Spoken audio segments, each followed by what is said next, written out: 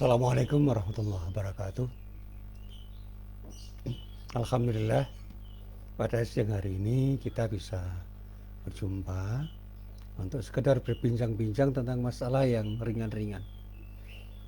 Jadi ini uji coba saya untuk memberikan kuliah tambahan karena di setiap hari Rabu siang itu biasanya saya menyelenggarakan kajian namanya Karasi Bazu.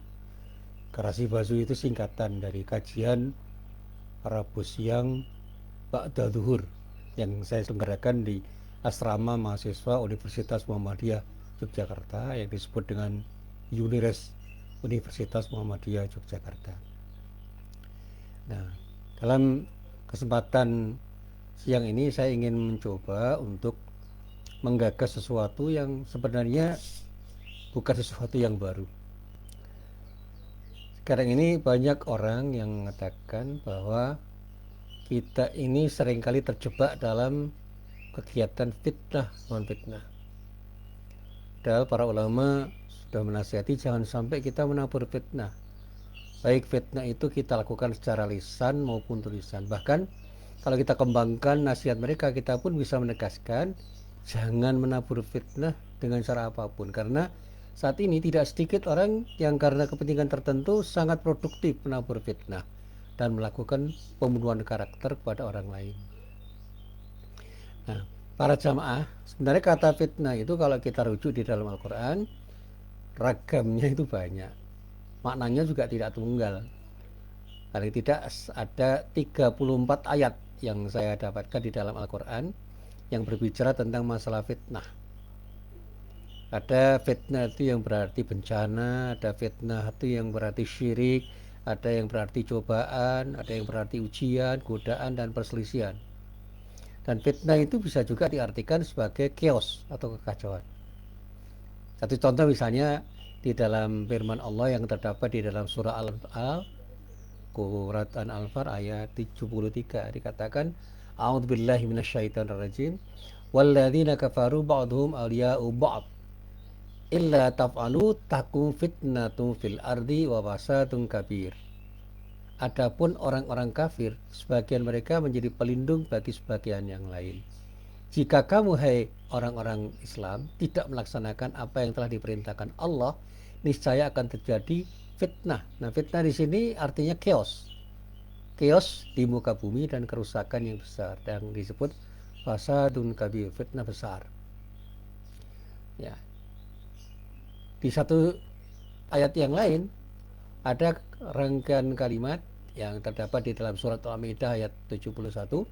Wa hasibu alla takuna fitnatun fa'amu wa sammu thumma taballahu alaihim thumma amu wa sammu katsirum minhum wallahu basirum bima ya'malun.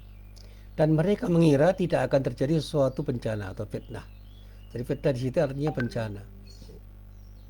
Jadi mengira tidak akan terjadi. Mereka mengira tidak akan pernah terjadi sesuatu bencana apapun. Maka karena itu mereka menjadi buta dan tuli. Dan Allah Maha melihat apa yang mereka kerjakan. Nah, kita lihat dalam sejarah perang yang terjadi antar umat Islam ya, pada masa pemerintahan Yazid bin Muawiyah dari Bani Umayyah melawan Husain bin Ali yang disebut fitnah kubro, fitnah besar yang berakhir dengan terbunuhnya Husain bin Ali yang terkenal dengan peristiwa Karbala. Itu kan sesuatu peristiwa yang menjadi musibah besar bagi umat Islam karena ada orang-orang penting yang terlibat di dalam peristiwa itu yang mengakibatkan terbunuhnya Husain bin Ali, anak dari Ali bin Abi Thalib, cucu dari Rasulullah. Dan itu menjadi isu yang luar biasa sampai sekarang. Lalu ada ayat yang lain di dalam surah Al-Anfal ayat 28 dikatakan wa alamu annama amwalukum wa auladukum fitnah wa annallaha 'indahu ajrun 'adzim.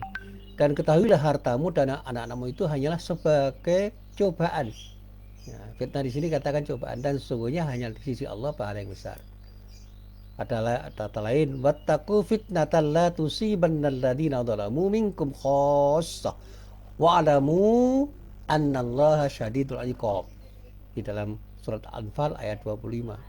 Dan peliharalah dirimu dari siksaan. Jadi fitnah di sini artinya siksaan.